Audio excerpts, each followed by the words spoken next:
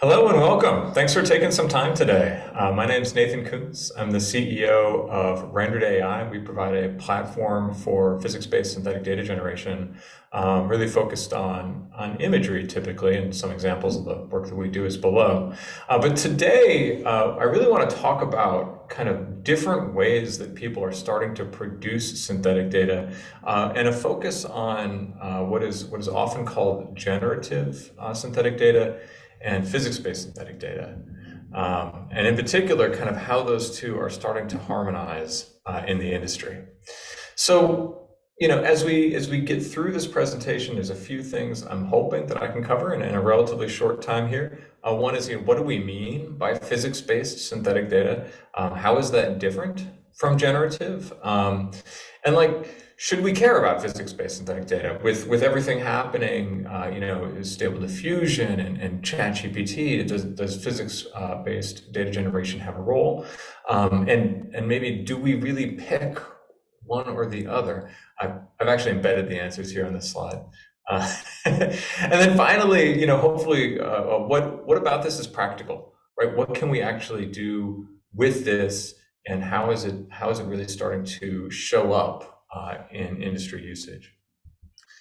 So I would like to start with just a few terms here. We're here at a conference on synthetic data, but I've actually found in talking to people, there's not a collective, specific definition for that. So let me start with, what do we mean when we say synthetic data? When I say synthetic data, I really mean engineered data. So not just a data set, but a data set that's been engineered for use in artificial intelligence that was generated by a computer, as opposed to collected from the real world. And when we talk about synthetic data, we're usually thinking about the quality of that data along three different lines. The scale of the data that we can generate, its accuracy, how well it represents the real world, and the diversity of that data, which is particularly important when we get into wanting to train algorithms. We need data that is both representative of reality, but also the diversity of reality. So when we produce that data using generative methods, we're really leaning on our previous experiences. So we're using typically artificial intelligence algorithms to generate more data that is similar to things that we've seen in the past. Now that can be including new things like prompts, for text or image-based generation.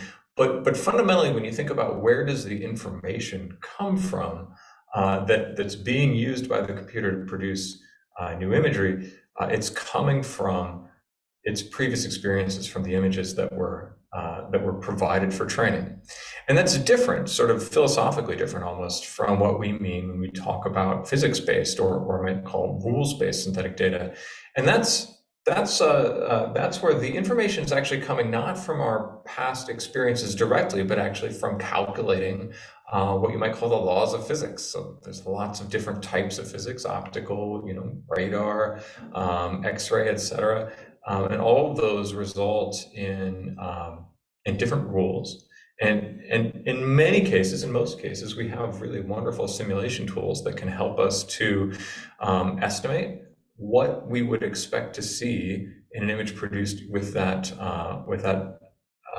set of rules. And so the importance there in how we get information for generative versus physics-based synthetic data really harkens back to kind of a fundamental difference in even what we might talk about as science. One of the famous quotes around physics from the early 20th century is from a gentleman named Ernest Rutherford, who refers to all science as either physics or stamp collecting. And really what he meant is look, if you're not trying to understand the fundamental rules, then all you're doing is collecting a bunch of things that you might find out there in nature. And at the time, this was a pejorative statement. He was sort of looking at biologists, and they were just sort of, picking out, oh, that's this type of bird, that type of bird, and just listing them, just kind of labeling them.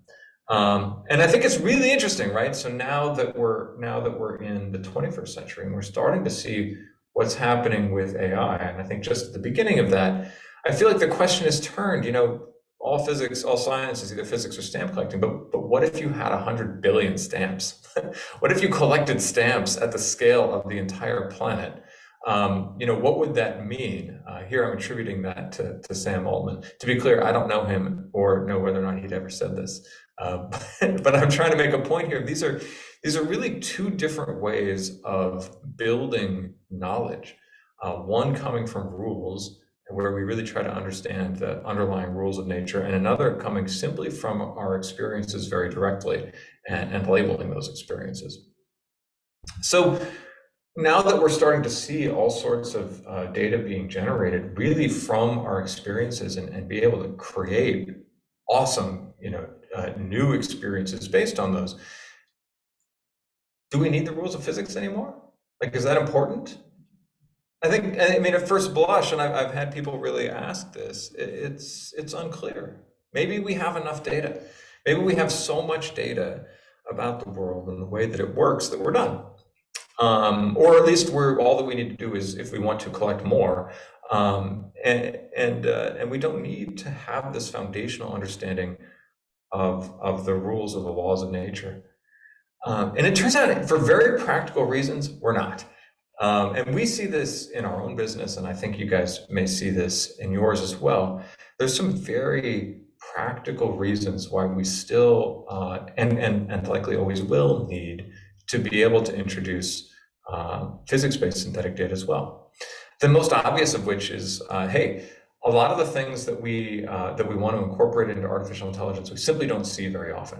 We see failures all the time in AI from rare events and what are called edge cases.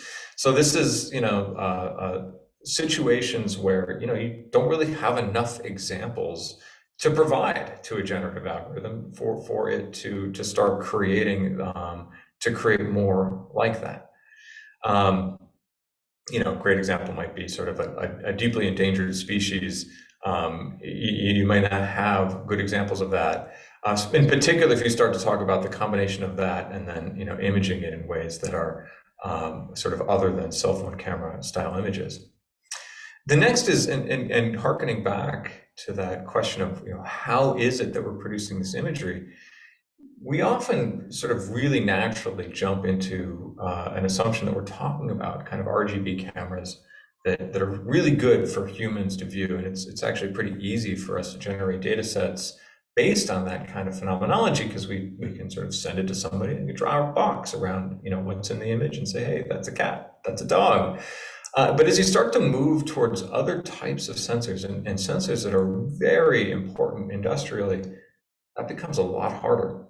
So as you start to look at sort of maybe thermal infrared imagery or radar imagery, you can look at it for a long time and really not be able to tell what's in there. And so data labeling becomes incredibly difficult.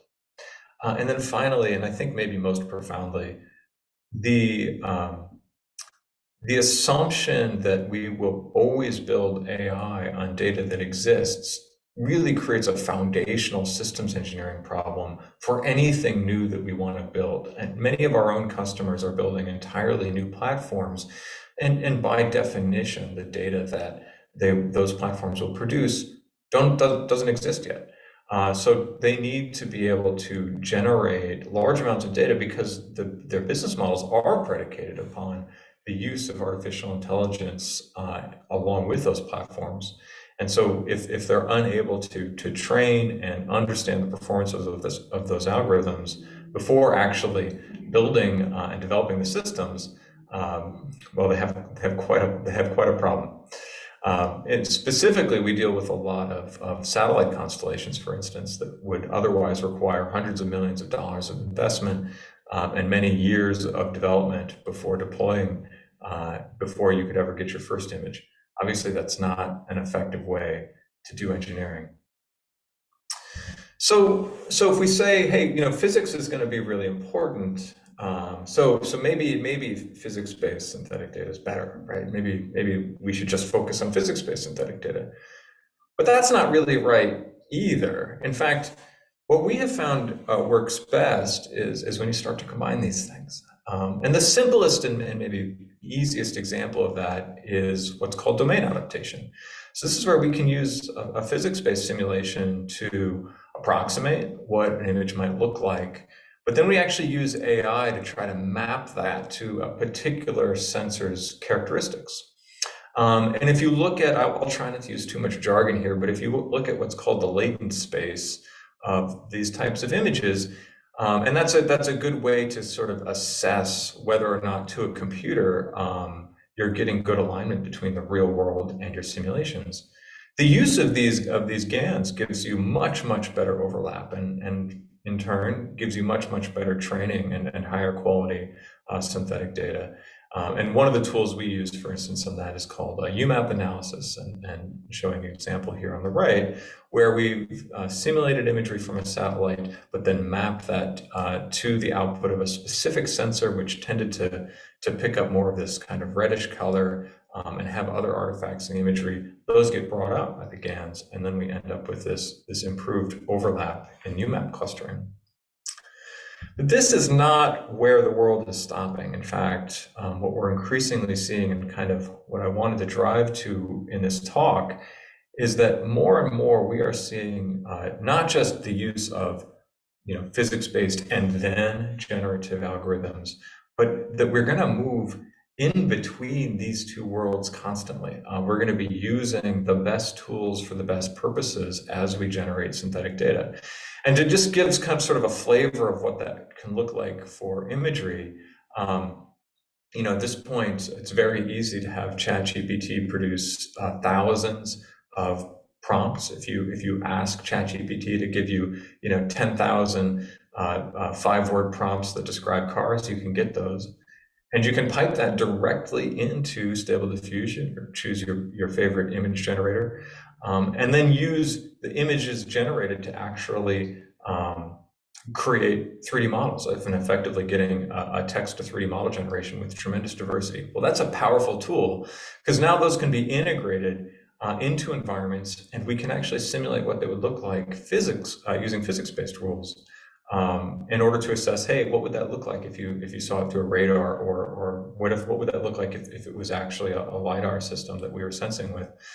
And so you kind of jump from this, hey, generative environment, then use rules-based maybe to place those objects, use generative again to apply different textures to them, go back to rules-based to sense them, and finally generative again for domain adaptation. And I think that a lot of what we're seeing, certainly at Rendered.AI, and a lot of what I think the industry broadly is going to be seeing in coming years, is that we'll pull from the best tool for the best purpose as we build out these data generation pipelines. And so this is just one example, but there's a lot of ways to kind of put these together and get interesting outputs.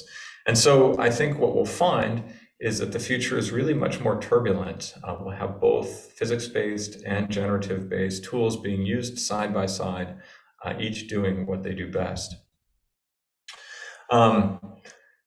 I hope I've given you, a couple examples of exactly how that can be done. Some practical things, maybe some thoughts that you'll actually use in your own workflow generation.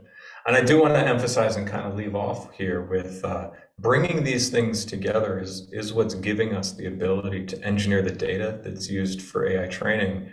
And engineering the data, as you probably know, is really the core of building out AI algorithms. So what's possible now by combining these generative techniques and physics-based is really getting a handle on tremendous diversity, tremendous scale, and tremendous accuracy of synthetic data. And that's ultimately our best option for engineering AI. Hey, I appreciate you spending some time with me today. I'll look forward to hearing any questions and chatting with you after this. Take care.